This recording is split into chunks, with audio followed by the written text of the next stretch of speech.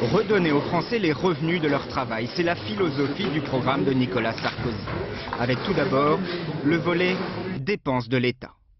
Côté impôts, le candidat de l'UMP veut renforcer le bouclier fiscal. Pas plus de la moitié des revenus des Français n'iraient dans les caisses de l'État. C'est 1 milliard d'euros de manque à gagner. Pour l'ISF, on pourrait déduire jusqu'à 50 000 euros si on réinvestit.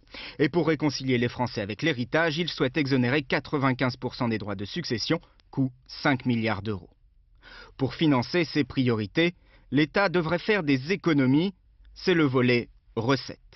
L'objectif de Nicolas Sarkozy serait tout d'abord de ne remplacer qu'un fonctionnaire sur deux qui part à la retraite.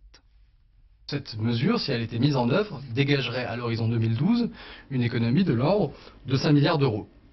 En tout état de cause, ça devrait être complété par d'autres types d'économies budgétaires. Par exemple, pas de minimum social sans contrepartie pour leurs bénéficiaires.